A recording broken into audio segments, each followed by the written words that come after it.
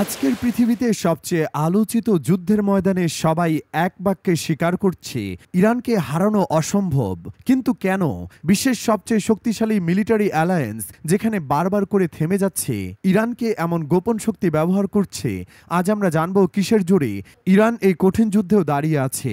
আজ আমরা জানব যুদ্ধের ময়দান থেকে অজানা সব তথ্য আর বিশ্লেষণ। চলুন শুরু করি আমাদের আজকের ভ্রমণ। বিগত কয়েক দশক ধরে মধ্যপ্রাচ্যের টানটান উত্তেজনা ইরান একটি দেশের চেয়ে অনেক বেশি যেন এক আদর্শ, এক প্রতিরোধের নাম। তাহলে এই যুদ্ধ লাগলো কেন? মূলত পারমাণবিক শক্তি, স্যাংশন এবং মধ্যপ্রাচ্যের জিওপলিটিক্যাল ডমিনেন্স, এসব মিলিয়ে আজকের যুদ্ধের সূত্রপাত। বিপরীত পক্ষ চাইছে ইরান যেন দুর্বল হয়, তাদের শর্তে চলে, কিন্তু ইরান ঝুঁকি নিতে প্রস্তুত, মাথা নত নয়। অনেকেই মনে করেন ইরানের কাছে পশ্চিমাদের মতো আল্ট্রা মডার্ন টেকনোলজি নেই, কিন্তু সত্যটা হচ্ছে Iran low cost high effectiveness প্রযুক্তিতে এক্সপার্ট। তারা ব্যবহার করছে শত শত ছোট ড্রোন, একসাথে আকাশে উড়ে শত্রুর ডিফেন্স সিস্টেম ভেঙে ফেলে। ইরানের নিজস্বভাবে তৈরি ফাতাহ, কিয়াম এবং জুলফিকার মিসাইল এখন শত্রুর আতঙ্ক। ইরান তাদের সিগন্যাল জ্যামার এবং সাইবার অ্যাটাকের জন্য বিখ্যাত। ইরান সরাসরি যুদ্ধ না করেও বিভিন্ন দেশের স্থানীয় বাহিনীর প্রক্সি গ্রুপ ব্যবহার করে ফ্রন্টলাইন শক্তি বাড়িয়ে দেয়। তাদের মিসাইল এবং অস্ত্রের স্টোরেজ বিশাল পাহাড় বা মাটির নিচে, তাই সহজেই টার্গেট করা যায় না। একটা গোপন তথ্য বলি, ইরান এন্টিশিপ মিসাইল দিয়ে পার্সিয়ান গালফ পুরোটা নিজেদের কন্ট্রোলে রাখে, যাতে ওয়েস্টার্ন ফোর্সের নৌবহর সহজে ঢুকতে না পারে। প্রথাগত যুদ্ধের বাইরেও ইরান অ্যাসমেট্রিক্যাল ওয়ারফেয়ারে ভীষণ দক্ষ। এই যুদ্ধের ধরন একেবারেই আলাদা। ছোট ছোট হামলা, বিচ্ছিন্ন আক্রমণ, guerrilla style, smart mine, IED, রাতের অন্ধকারে হঠাৎ আক্রমণ, দ্রুত স্থান পরিবর্তন। সবচেয়ে বড় কথা, ইরানের সেনারা শুধু পেশাদার সৈনিক নয়, অনেক সাধারণ নাগরিক ও জাতীয় বিপদের সময় সৈনিক হয়ে ওঠে। পুরো সমাজটাই যেন একটা রেজিস্ট্যান্স ফোর্স। প্রশ্ন আসতেই পারে, ইরানকে হারানো এত কঠিন কেন? এর পেছনে রয়েছে তিনটি বড় কারণ। নাম্বার 1, ইরানের ভৌগোলিক অবস্থান। বিশাল পাহাড়, মরুভূমি আর ল্যাবরিন্থিনের মতো শহর বাইরের কোনো আর্মির জন্যই খুবই চ্যালেঞ্জিং। নাম্বার 2, ইরান নিজেরাই অস্ত্র, মিসাইল, ড্রোন তৈরি করতে পারে। সাপ্লাই লাইন বন্ধ করলেও সহজে থামানো যায় না। নাম্বার 3, দেশের বেশিরভাগ মানুষ দেশপ্রেম, ধর্মীয় বিশ্বাস এবং ইতিহাসের কারণ শেষ পর্যন্ত লড়ে যেতে প্রস্তুত। আর এজন্যই হয়তো মিলিটারি এক্সপার্টরা বলেন, you can bomb Iran but you can not defeat Iran. বর্তমানে যুদ্ধের ময়দানে অবস্থার টানটান। কখনো কখনো এক একটা হামলা ওয়েস্টের শক্তিশালী ডিফেন্সও ভেঙে দিচ্ছে। কেউ কেউ বলছেন ইরান অনেক আগে থেকেই এই যুদ্ধের জন্য প্রস্তুত ছিল।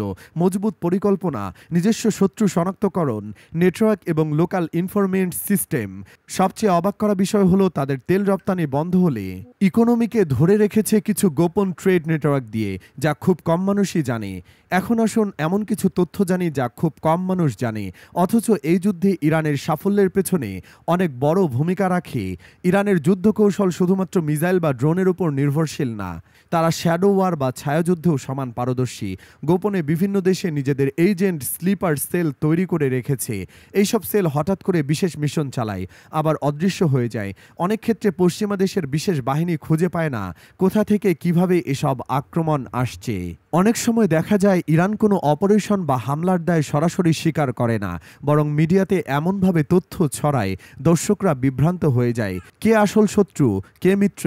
ইরান তাদের নতুন অস্ত্র বা টেকনোলজির কথা কখনো আগে থেকে প্রকাশ করে না। হঠাৎ করে ব্যাটেলফিল্ডে নতুন কোনো ড্রোন, সুপারফাস্ট মিসাইল বা অজানা অস্ত্র দেখা যায়, সবাই তখন চমকে ওঠে। একবার গলফ অঞ্চলে একটি অয়েল ট্যাঙ্কার আক্রমণের ঘটনা ঘটেছিল। পরবর্তী তদন্তে দেখা যায় সেখানে ব্যবহার হয়েছিল স্টেলথ আন্ডারওয়াটার ড্রোন, এমন প্রযুক্তি যার কথা তখনও বিশ্বের বেশিরভাগ দেশ জানত না।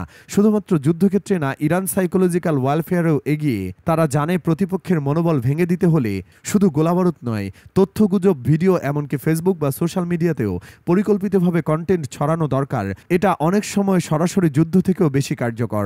বিশেষজ্ঞরা বলেন, আজকের যুদ্ধ শুধু ময়দানে না, মাইন্ড গেমও জয়ী হতে হয়। ইরান তাদের অর্থনৈতিক যুদ্ধেও চালাক। বিশ্ব যখন মনে করে ইরান একেবারে ব্লকড, তখন তারা গোপনে চায়না, রাশিয়া, এমনকি ইউরোপের কিছু ব্যবসায়ীর সাথে গোপনে চুক্তি করে নেয়। তারা নিজেদের ভিতর এমন প্যারালাল ইকোনমি গড়ে তুলেছে যেটা প্রয়োজনে দুর্যোগেও দেশটাকে টিকিয়ে রাখতে পারে। তবে সবচেয়ে রহস্যময়, ইরান সবসময়ে এমন কিছু রিজার্ভ ফোর্স, গোপন প্রযুক্তি বা অপ্রত্যাশিত শক্তি রেখে দেয় যা কেবলমাত্র শেষ মুহূর্তে ব্যবহার করে।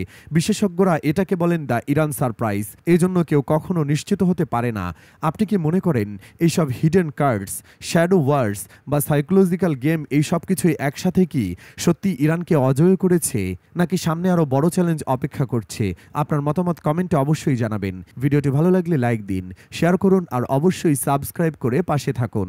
পরের পর্বে আবার দেখা হবে। সবাই ভালো থাকুন, নিরাপদ থাকুন। ধন্যবাদ।